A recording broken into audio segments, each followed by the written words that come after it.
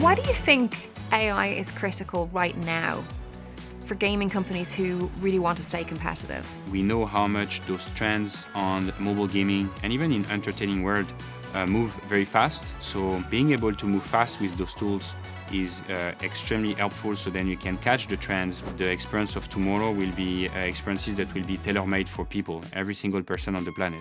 I strongly believe that the ad creative person will be tomorrow able to generate potentially 100 more times the volume of ads that they were creating before. One of the biggest advice I would share to any entrepreneur is to gather as many data points as they can. So then the more data they will collect, the better visibility they will have on their business, whatever it is, whatever stage it is, in order to take the best decision.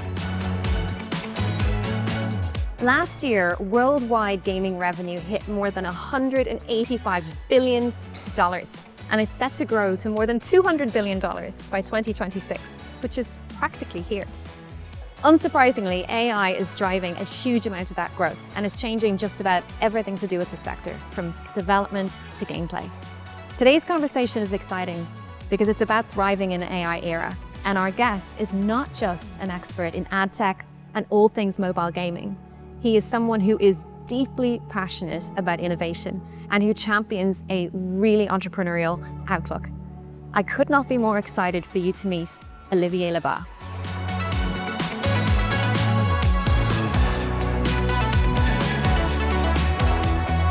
Olivier, welcome. Hey, hello Sarah, nice to meet you. Live from Paris. Thank you for joining us. We're excited. Yeah, same here, very excited. We've got a lot to cover. So by way of introduction, Olivier, I am somewhat blown away by what you've built in the last 8 years. You are the co-founder of Homa, a gaming technology lab, and you co-founded the company back in 2017. 8 years later, you have 250 staff. You have launched over 100 games, nearly 3 billion installs. I think in 2024, you were ranked by installs the 11th largest gaming publisher in the world, with 486 million installs in 1 year alone, which is staggering. You have been the chief revenue officer of the company this whole time. You've raised $165 million in funding through 2 rounds. And just at its pomp, as Homa seems to be utterly flying, you announced earlier this year that you are stepping back from your operational duties to go again and launch Everyday, which is going to be an AI-first entertainment company. So there is so much I want to talk to you about in all of that. It's kind of hard to pick where to start. So I thought maybe we'd start right back at the beginning. Why gaming? Yeah, why gaming? So myself, I've been always passionate about new technologies and building company, entrepreneurship. In my young age, I've tried to build several companies. Actually, the first one was a matchmaking platform for Counter-Strike, which was one of my favorite games when I was young. So yeah, from this passion, I've tried to build several businesses. And the fourth one that I've started after graduating from my business school was obviously Homa. And the reason we arrived in this gaming sector was primarily because the opportunity was huge back in the days of revolutionizing the way we were creating content on mobile. So yeah, gaming is an industry that I've always looked at. The opportunity back in the days when we started Homa was definitely like the right time to jump in. And are you still as passionate about the games you produce today as you were then? I think there is, in my head, there is like a clear differentiation between the ones that I'm playing for work, where I'm obviously deconstructing every single milliseconds of my experience and trying to understand the why of any action that either we have produced in our games or that others have produced in their game. And there is the ones that I've actually that I'm still playing, that I do for fun, to entertain myself and just enjoy. So yeah, there is 2 parts. I totally get that. So it sounds like you're as passionate about the business of gaming and the entrepreneurial opportunity as the games itself. Yeah. Which is pretty infectious. So you are clearly an expert in the gaming industry, and I'd love to understand from your perspective what's happening. So the gaming industry overall, like the last few years, is just like a continuation of what happened the last decades. Is People are consuming more and more content in gaming, whether it's on mobile on other platforms. It's now part of the entertainment industry in general. So maybe a few decades ago, people would have entertained themselves differently. Now, like they're more and more entertaining themselves every day with gaming, and obviously mobile is in our pockets, so it's even easier to access. The future on mobile gaming looks bright, and this is our role. And what we will do for my next adventure is try to continue to entertain people in different ways to make sure we continue to be creative and stay at the top of the games that people like to play every day. It seems from the outside looking in, there's been a lot of change. I read about in-app purchasing, which is growing now. Seems like we're bouncing back. In-app purchases are maybe 20%, $80 billion of the market right now. Is that driven? What's driving that? I think there is one main component is that back in the days when mobile arrived, it was difficult for people to actually trust and to be comfortable in making transactions on their phone because it was new.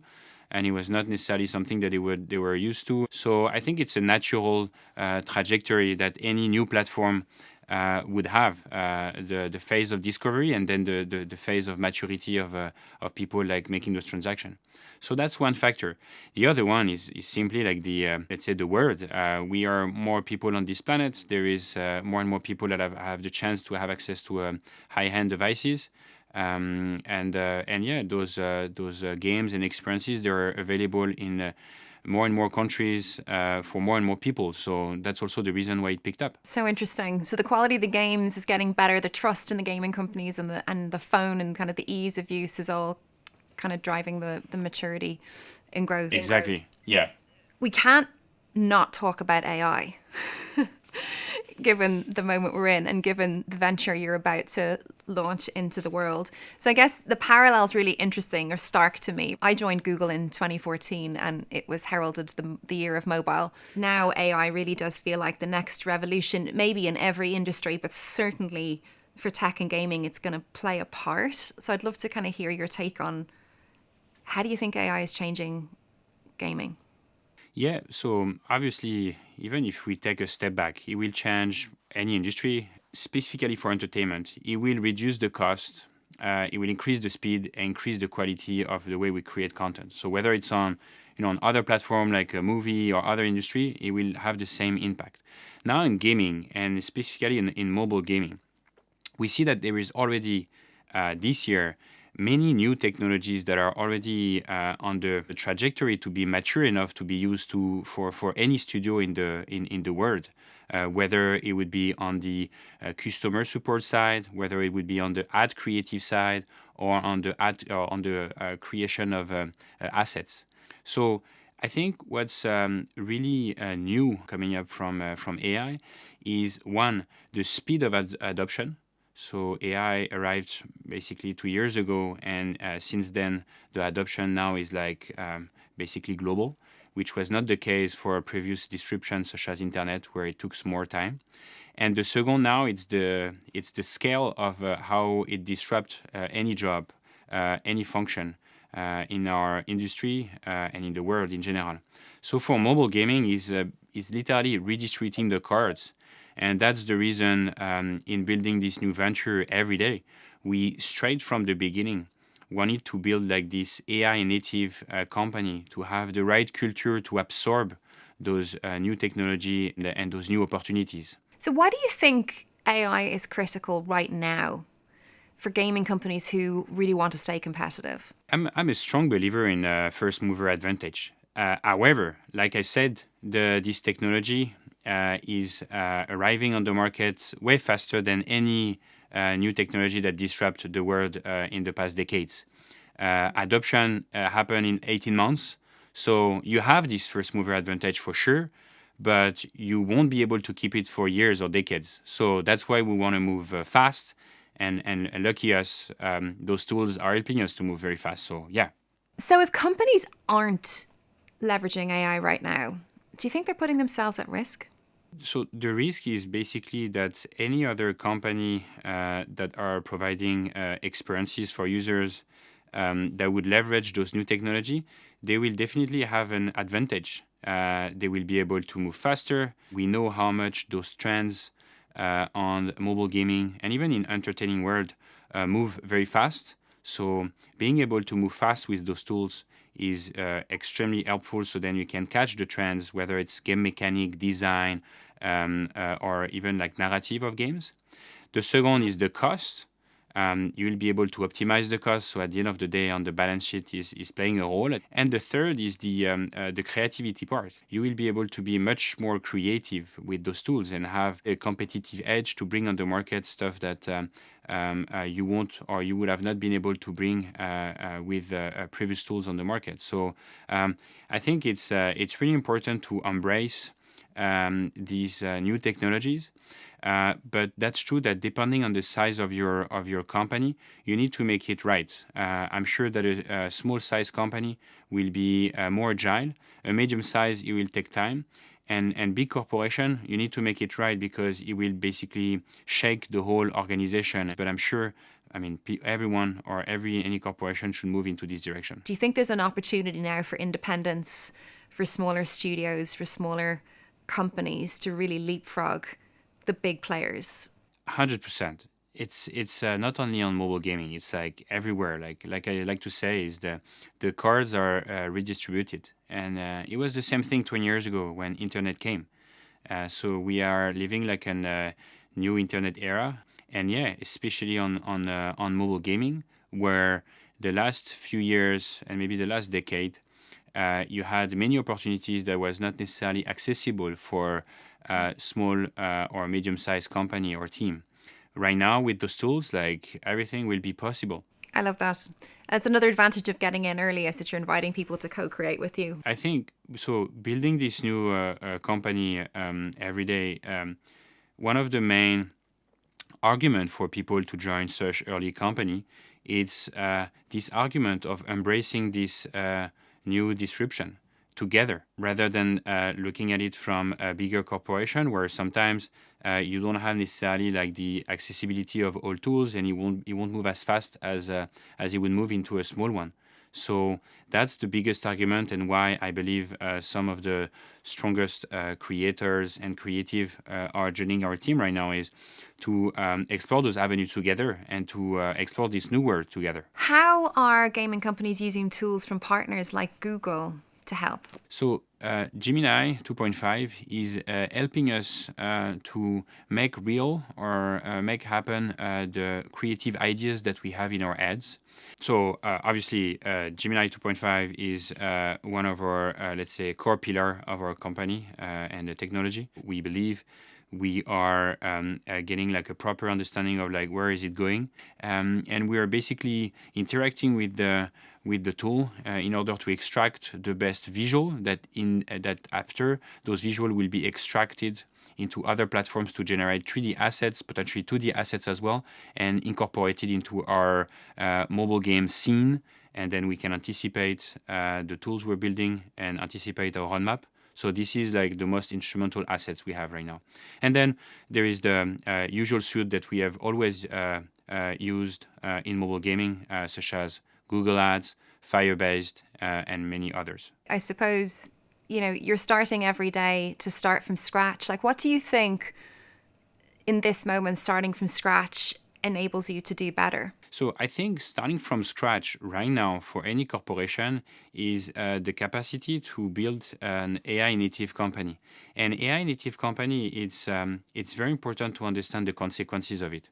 AI native company will be a company that will interact with the core team members, human, and the technology, so agents. So as long as you're integrating agentic strategy within your organization, you will have to make sure that everyone embrace that because you will have consequences on the workflows, communication, and also like the let's say leverage on how much people would now be able to handle different tasks or more tasks, given the fact that agents will be covering some of the use cases into the day-to-day job. So I think that today if you're able to do that and to incorporate that into your organization properly, you have definitely like a competitive edge that brings your company straight away into the right trajectory for the future to be the first mover or be a company that would have a first mover advantage for sure. So AI is going to transform the creative roles in gaming, but it's also going to transform potentially more operational roles. Like if you're talking about agentic work, do you see AI transforming every part of the organization? Yeah, I think to a certain degree, and it has different degree based on the function. So I can give you a couple of concrete example. For instance, I strongly believe that the ad creative assets or ad creative person will be tomorrow able to generate potentially 100 more times the volume of ads that they were creating before. But the reality is that behind that, it's 100 more times possibilities to bring the innovation or creativity or try other ideas that would catch the eye of the end users. So I think it's much more about exploring all the creative capabilities and then inputting that back into your work on day-to-day, leveraging all those agents and all of those technologies. I love the way you put it, because I think a lot of conversation, I've been exposed to around AI at the moment is around efficiency, and then it kind of at best stretches to more. But I'm with you. I think being able to reach the wildest parts of our imagination now is, what it can do creatively is just so exciting as well. And so I just think you so clearly have a view that it's going to let us do more. I think I'm very enthusiastic on that, especially for the market of mobile gaming, where the last, let's say, 5 years, I've seen a market that were more, let's say, conservative in the risks that creators were taking. So they were not taking important bets in creative features, gameplays that they would do. So I'm very enthusiastic by the fact that those technologies will help us to reshape a bit our creative vision and bring on the table, crazier idea that potentially will disrupt the market. How do you handle that complexity when it's coming at such a pace? Yeah, I think it's a very good question because it's something we're working on right now, given the fact that when you have these numbers of agents that are interconnecting to each other and that needs to have interaction with human and sometimes interaction with other agents, I think one of the key assets of our company already is to have built a proper interconnection and communication between agent and human that makes the flow extremely efficient. So that's true. There are some technologies coming up to mutualize the ways to communicate between different LLMs and different platforms. It will for sure be coming soon, kind of like a no-brainer for company to use that as let's say as a link between the operation and the organization. But right now we have built systems to make sure that every tools and technology would communicate properly and also interact with the human at every stage of the content creation process. Olivier, I also wanted to ask you about trends. You guys have been phenomenally successful at creating trends and writing trends. And I'd love you to tell us a little bit more about your approach to that. So historically with Homa, what has been I think a huge disruption into the mobile gaming we've been able to achieve is the fact that we have built a one-stop shop platform for all the developers in the world for mobile gaming to make sure that they would have access to the best tools as well as the best team in order to increase their chance of success of launching a game. So by having so many studios and people working towards, within this platform, we were able to identify and to predict the trends and how to position the new type of games we would be building in the future. That's one of the secrets sauce of Homa and why today the company is so successful. Moving forward, now the vision of Everyday is to leverage new platform, and this new platform is AI and agents. And obviously, moving forward, we're not going after full innovation. We know that people, those billions of players every day on mobile phone, they're used to some mechanics and some experiences that it would be too risky to ambition to disrupt. So we are always going for a strategy that we feel is right, is going for 60 to 70% leveraging like existing mechanics or existing systems that people are familiar to, so they are not lost when they jump into your experience, and bring like the 30 or 40% innovation on part of the gameplay, the experience in general.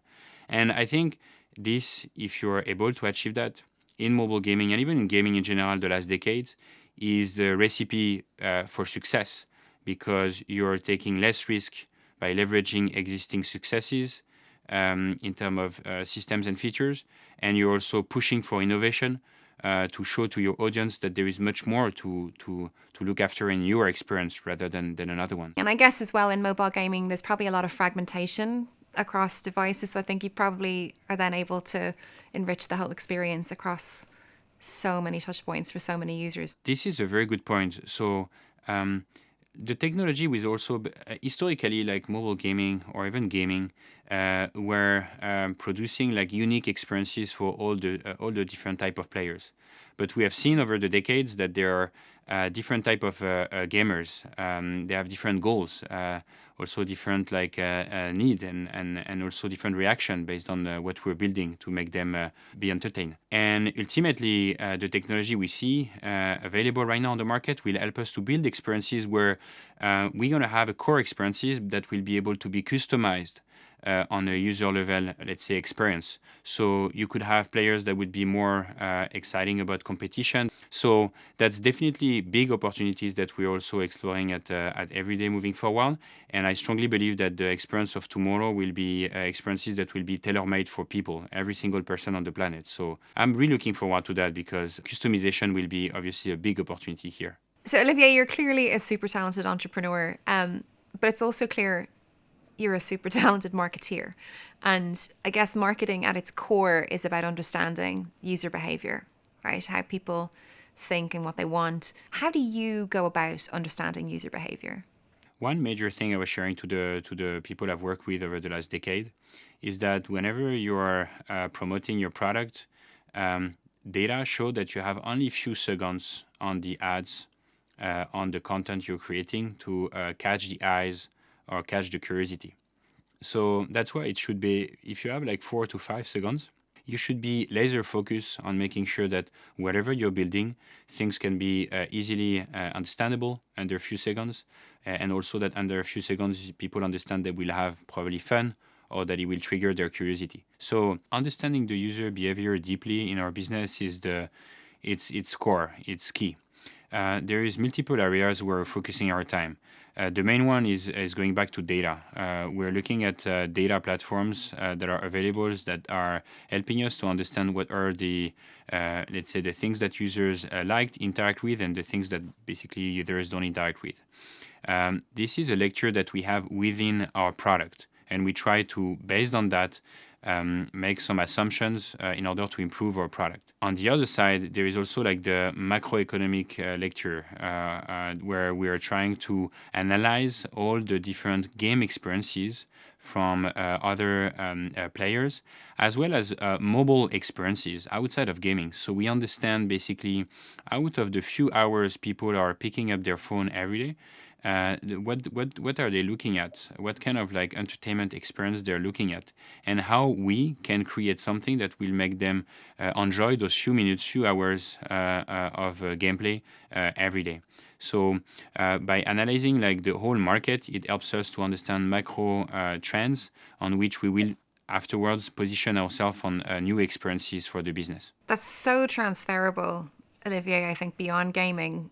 I'd love to dig in. Like, what do you think other industry leaders listening to this can learn from your experience and from the gaming sector in terms of growth? Like their ability to move fast, adapt, acquire. Like, what do you think they can take from gaming and from what you've just said?